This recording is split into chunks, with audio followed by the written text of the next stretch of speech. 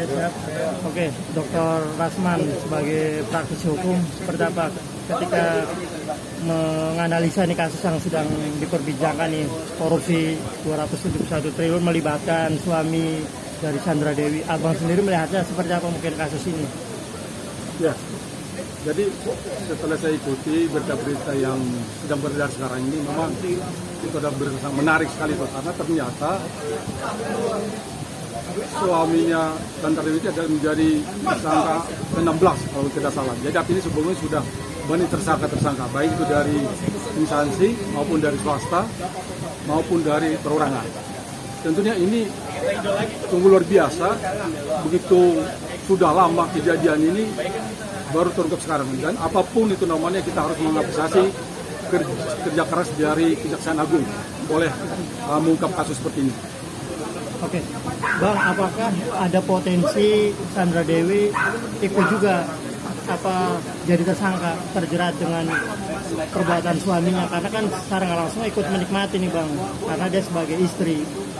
Ya, jadi kita bicara korupsi ya. Kalau korupsi itu adalah tentunya apalagi ini PT Timah ini adalah PT Timah Tbk sudah terbuka dan itu adalah BUMN, saham-saham pemerintah. Artinya kalau bicara korupsi berarti ada unsur kerugian dari negara di sini. Nah tentunya di sini para tersangka yang sekarang lagi diproses ini betul-betul harus diusut secara tuntas. Kita dorong kepada aparat kejaksaan supaya dituntas, betul-betul dituntaskan ini karena itu luar biasa begitu besar kerugian yang diduga kerugian negara ini. Nah kalau bicara mengenai Sandra Dewi, dia karena kebetulan dia itu seorang artis ya. Jadi kalau memang ini bisa dibuktikan oleh pihak kejaksaan, pihak penyidik, ada unsur pencucian uang di sini, atau ada unsur penimbunian uang dari pihak tersangka suaminya kepada Sandra Dewi sebagai artis, dan dia bisa menikmati dan mengetahui adalah hasil dari hasil korupsi, dan atau dia patut diduga, patut diketahui bahwa itu hasil korupsi. Kalau dia tidak melakukan berarti dia bisa kena pasal pencucian uang. Ancamannya berapa Bang kalau pencucian uang sendiri? Pasalnya itu sungguh sangat berat itu. Kenapa?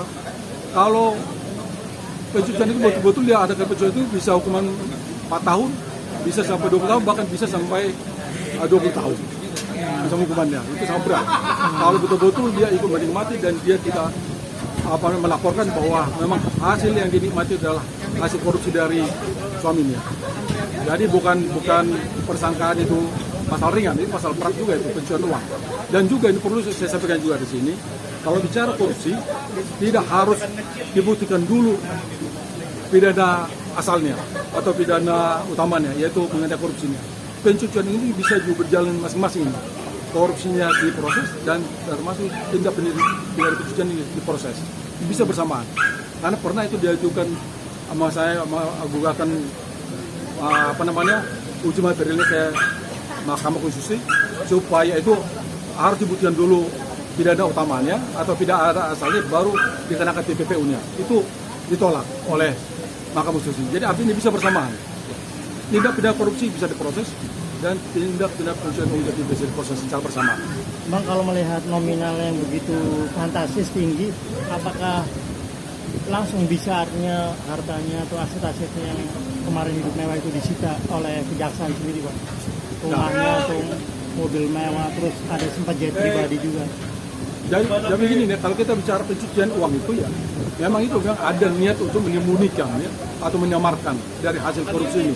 Jadi kalau memang ini bisa dituntaskan atau diusut oleh pihak penyidik dari pihak kejaksaan dan memang ada keterkaitan pencucian uang di sini dan itu diduga semua harta-harta baik harta yang bergerak, tidak bergerak atau yang harta yang berwujud itu bisa disita semua.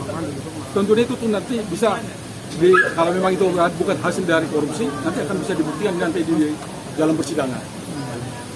Jadi semuanya bisa disita.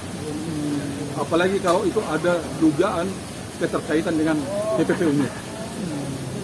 Bang, ini kaitannya dengan korupsi ini kan sekitar 271 triliun negara dirugikan. Ini menurut abang besarkah cuma itu negara dirugikan sebanyak itu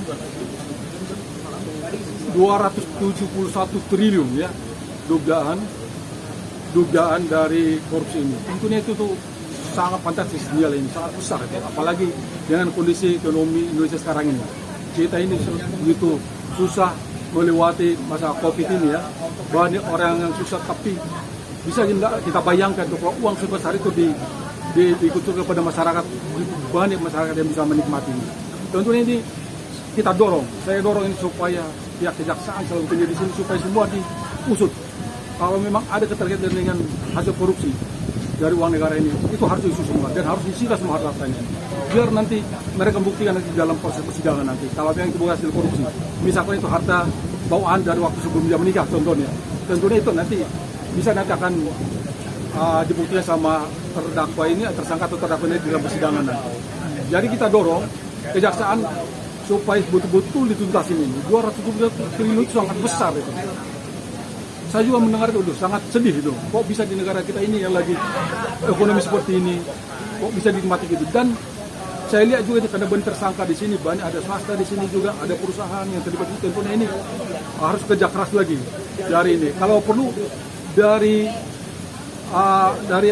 aparat supaya diusut betul-betul aliran dana ini semua, mulai dari sejak terjadi kalau nggak salah dari tahun 2015 ya. Berarti dari 2015 harus dituntasi semua itu, kemana mengalir uang itu semua. Dituntasin itu. Karena tersangkanya ini kalau salah udah 16 tersangka. Oke. Bang, kalau melihat nilainya yang begitu tinggi, apa hukuman yang pantas atau layak untuk para koruptor ini? Apakah dimiskinkan atau dihukum mati atau diasingkan atau seperti apa mungkin, Bang? Nah ini kan ada ya, ada kelas-kelasnya itu. Jadi kalau dia yang korupsi adalah pejabat negara atau pejabat yang berwenang di dalam tambangan ini, dia itu bisa hukuman seumur hidup, bahkan bisa hukuman mati. Tapi kalau memang dia dari corporate misalnya, dari korporasi yang melakukan ini, tentu siapa yang betul dari korporasi bisa juga hukum berat, bisa hukum seumur hidup, gitu. Bisa hukuman seumur hidup, dan atau bisa sampai 20 tahun. Itu hukuman berat.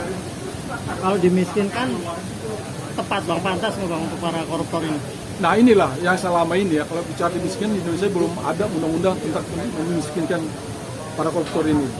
Nah sekarang ini kan lagi lagi ramai ini supaya undang-undang perampasan aset itu segera disetujui disahkan oleh para penegak DPR ya sama pemerintah. Tapi sekarang ini kan masih dalam proses. Tujuannya apa?